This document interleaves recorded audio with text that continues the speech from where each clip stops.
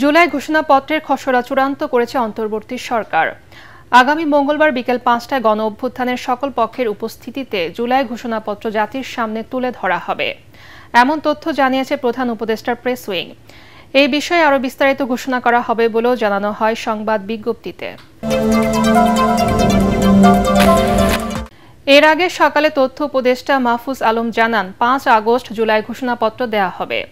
জুলাই পুনর্জাগরণ উপলক্ষে রাজধানীর ওসমানী স্মৃতি মিলনায়তন থেকে তথ্য ও সম্প্রচার মন্ত্রণালয় আয়োজিত র্যালি শেষে এ কথা জানান উপদেষ্টা।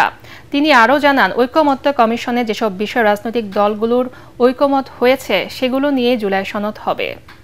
আকাঙ্ক্ষা ছিল যে বাংলাদেশ পরিবর্তিত হবে, সেটার একটা রূপকল্প জুলাই ঘোষণাপত্রে থাকবে এবং এই ঘোষণাপত্র আসলে সবগুলো দলের সিগনেচারের প্রয়োজন হবে কিনা আমরা জানি না এখনও।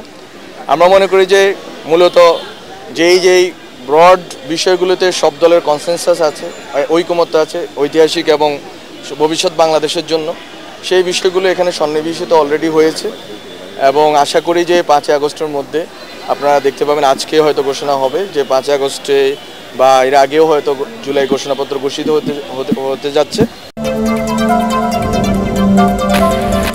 ষড়যন্ত্রকারী যে বাহিনীরই হোক ছাড় দেওয়া হবে না বলে হুঁশিয়ারি দিয়েছেন স্বরাষ্ট্র উপদেষ্টা জাহাঙ্গীর আলম চৌধুরী। তিনি জানান, নাশকতার অপচেষ্টা শক্ত হাতে দমন করা হবে। কার্যক্রম নিষিদ্ধ আওয়ামী লীগের সাথে বাহিনীর কেউ জড়িত থাকলে তদন্ত সাপেক্ষে ব্যবস্থা নেওয়ার কথা জানান স্বরাষ্ট্র উপদেষ্টা। ৫ আগস্ট নিয়ে কোনো আশঙ্কা নেই বলেও তার দাবি। রায়ের বাজার গণকবরে দাফন করে ১১৪ জুলাই শহীদের পরিচয় শনাক্তে তাদের লাশ কবর থেকে তোলা হবে বলেও জানান স্বরাষ্ট্র উপদেষ্টা। আল্লাহ দিলে কোনো ধরনের কোনো শঙ্কা নাই, কোনো ধরনের শঙ্কা নাই। আপনারা যেইভাবে সাহায্য এবং সহযোগিতা করে যাচ্ছেন, কোনো ধরনের কোনো শঙ্কা হবে না। যে বাহিনী যে জড়িত থাকবে কাউকেই ছাড় দেওয়া হবে না, সবারই আইনের আওতায় নিয়ে আসা হবে। আর যেহেতু আপনারা বললেন যে তাদের কার্যক্রম নিষিদ্ধ করা হয়েছে এবং তারাও যদি কোনো রকমের অপকর্ম করতে চায় কোনো রকমের ছাড় পাবে না। তাদের পরিকল্পনা কি ছিল? তাদের যে একটা মিটিং করলো বা এই পরিকল্পনা কি ছিল এটা তো ইনভেস্টিগেশনের পরে যেন জানা যাবে। ৫ আগস্টকে কেন্দ্র করে রাজধানীতে কোনো নিরাপত্তা হুমকি নেই বলে জানিয়েছে ঢাকা মহানগর পুলিশ ডিএমপি। মিন্টো রোডে ডিএমপি মিডিয়া সেন্টার ব্রিফিংয়ে সংস্থার মুখপাত্র মোহাম্মদ তালিবুর রহমান জানান, আওয়ামী লীগের নেতাকর্মীরা একত্রিত হওয়ার চেষ্টা করলে তাদের আইনের আওতায় আনা হচ্ছে। এছাড়া দলটির নেতাকর্মীরা যেন আবাসিক হোটেলে জড়ো হয়ে নাশকতা করতে না পারে সেজন্য আইনশৃঙ্খলা বাহিনীর অভিযান চলছে বলে জানিয়েছেন রমনা বিভাগের উপকমিশনার মাসুদ আলম। ক্যাবি কনভেনশন হলের যে ঘটনা সেটার বিষয়ে ভাটারা থানায় একটা মামলা রুজু করা হয়েছে এবং এই মামলায় পর্যন্ত ২২ জনকে গ্রেফতার করা হয়েছে। এখানে কার কি সংশ্লিষ্টতা ছিল সেটা যাচাই বাছাই করা হচ্ছে। আমরা বিষয়টা খুব গুরুত্ব দিয়ে তদন্ত করছি। যে কোনো নিরাপত্তা শঙ্কা নেই। প্রত্যেকটা থানা প্রত্যেকটা ইউনিট যেগুলো আছে তারা কাজ করতেছে এবং আমরা যেটা কাজ করছি যে আবাসিক হোটেল বা কোনো মেস বা যে কোনো অনেক যারা আপাতত সরকারের সময় অনেক নেতা কর্মী বা যারা আছে যে তাদের হয়তো অনেক ফ্ল্যাট আছে যারা এক একজনের নামে ৫টা ৭টা ৮টা করে যেটা তাদেরকে হয়তো বা এখানে রাখার ব্যবস্থা করা হয়।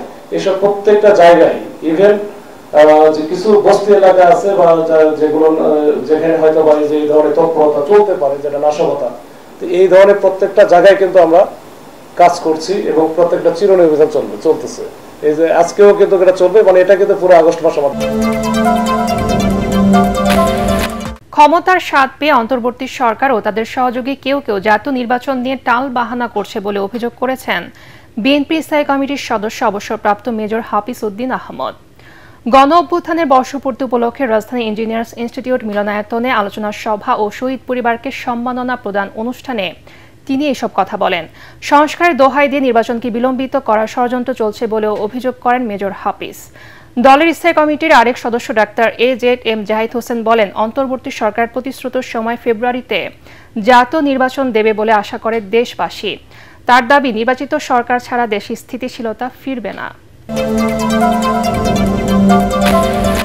জামাতের আমির ডাক্তার শফিকুর রহমানের হার্টে সফল অস্ত্রোপচার হয়েছে।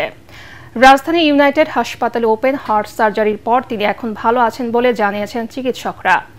এর আগে সকাল ৮টা থেকে প্রায় ৫ ঘন্টার চেষ্টায় ডাক্তার জাহাঙ্গীর কবির ও তার চিকিৎসক দল ডাক্তার শফিকুর রহমানের হার্টের বাইপাস সার্জারি করেন। এ সময় ডাক্তাররা বলেন, আমিরে জামাতের 2টি ধমনীতে 4টি বাইপাস করেছেন তারা। ডাক্তার শফিকুর রহমানকে আরও 3 দিন হাসপাতালের আইসিইউতে রাখার পর শারীরিক অবস্থা পর্যবেক্ষণ করে বাসায় পাঠানোর সিদ্ধান্ত নেওয়া হবে।